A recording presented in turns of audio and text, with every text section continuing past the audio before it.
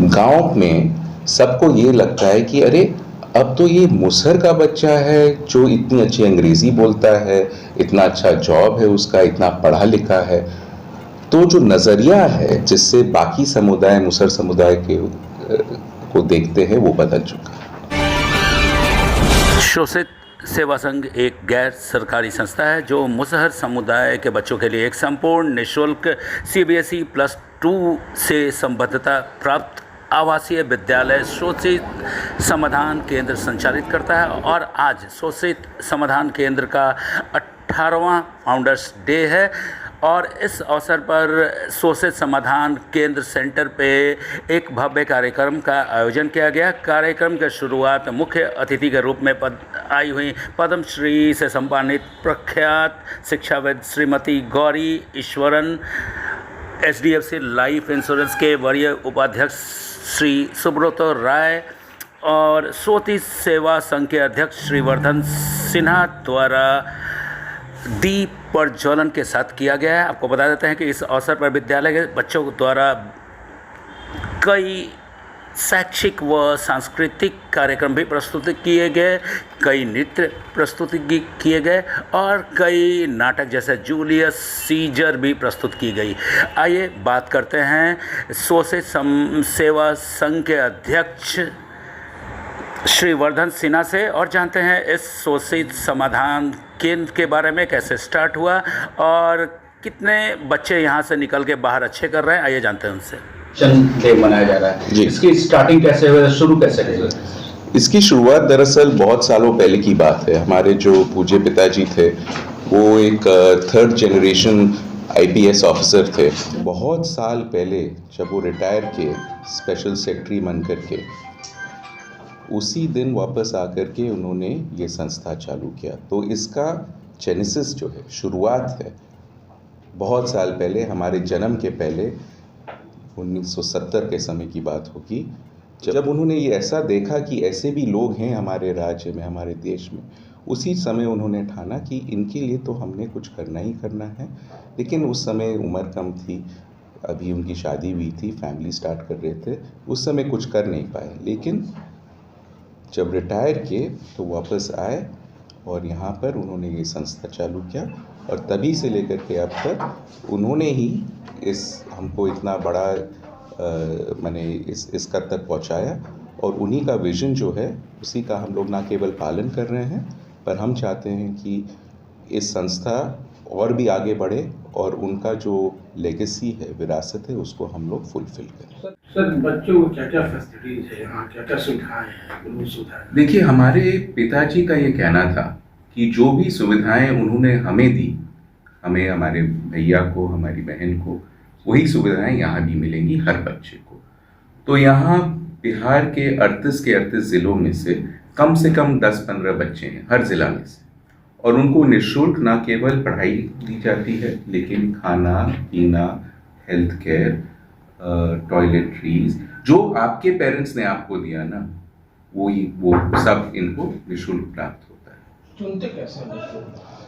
देखिए, हम लोग का 2 टियर एडमिशन प्रोसेस है। सबसे पहले तो हमारे टीम जाते हैं हर बिहार के हर क्षेत्र में और वहाँ पर एक कैंप बैठता है और उस ज़िला से या 2-3-4 ज़िला से लोग आते हैं बच्चों को लेकर के, और एक वहाँ पर इंटरव्यू होता है बच्चों का भी और गार्जियंस का भी, ये जानने के लिए कि आप सच्ची में अपने बच्चों को भेजना चाहते हैं। ये कठिन काम है, इस कम उम्र में आप अपने बच्चों को जो भेज रहे हैं किंडरगार्टन से लेकर के 12वीं कक्षा तक, आसान बात नहीं है। तो ये सब चीज़ हम लोग परखते हैं, हमारे टीम्स इसमें जुड़े रहते हैं। और उसके बाद जो शॉर्टलिस्ट बच्चे होते हैं वो फिर यहाँ आते हैं पटना में, उनका आने जाने का किराया भी हम देते हैं जो नहीं अफोर्ड कर पाते हैं जिनके पेरेंट्स, और फिर यहाँ पर एक फाइनल राउंड होता है। इससे क्या होता है कि हम मेरिटोरियस बच्चों को ले पाते हैं और हम बैलेंस्ड वे में लेते हैं, जैसे कि आपको हमने कहा हर ज़िले से लेते हैं, ताकि at any given moment of time कम से कम 10 से 15 बच्चे हर ज़िला से इसको डबल। ये ब्रांच पटना में है कि पटना का है कहीं और? देखिए, ये जो मॉडल है ना, इसको हम लोग कहते हैं या सर कहते थे, हमारे जो पिताजी फाउंडर हैं, संस्थापक हैं, इसको बोलते थे साइलेंट रेवोल्यूशन।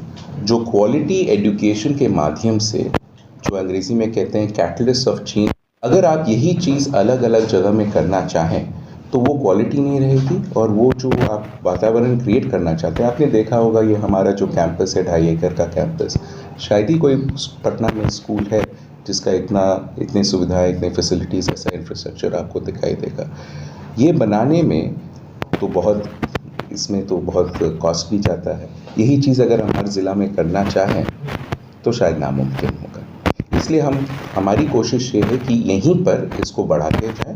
आपके यहाँ से जो पास आउट स्टूडेंट जी। हैं वो कहाँ गए हैं और कैसे कैसे उनके अचीवमेंट है, तो लोगों को ये नहीं पता चला कि आप फ्री में एजुकेशन के बच्चे थे तो उस तरह नहीं पढ़ाए थे, वो कंपनी वो आप कंपेयर कर दीजिए। ये बहुत अच्छा आपने सवाल पूछा। ये एक स्कूल नहीं है स्कूल, लेकिन हम जितने भी यहाँ पर टीचर्स हैं उनको बताते हैं कि आप लोग ना केवल टीचर्स हैं, लेकिन आप सोशल वर्कर्स हैं, क्योंकि आप ही के माध्यम से इस समुदाय में ये परिवर्तन आ रहा है। तो आपका सवाल का ये जवाब है कि आज के दिन में 5 से 6 बच्चे हमारे अशोका यूनिवर्सिटी में पढ़ रहे हैं, जो इस देश के सर्वश्रेष्ठ लिबरल आर्ट्स यूनिवर्सिटीज़ में माना जाता है। अहमदाबाद यूनिवर्सिटी में है, अजीम प्रेमजी यूनिवर्सिटी में, एक लड़का प्रेम है जो यूनाइटेड स्टेट्स में लाफायट कॉलेज में पढ़ रहा है, 5 करोड़ का उसको स्कॉलरशिप मिला। और अगर देखा जाए कॉलेज के बाद की बात, हमारे बच्चे इंजीनियर बने हैं। मुसहर समुदाय का सबसे पहला वकील हमारे स्कूल का है, टीचर बने हैं, गवर्नमेंट में है, सोशल वर्कर भी हैं। जो 1000 साल तक नहीं हुआ इस राज्य में, इस देश में, इस संस्था के माध्यम से 15 साल में हो गया। आखिर क्यों?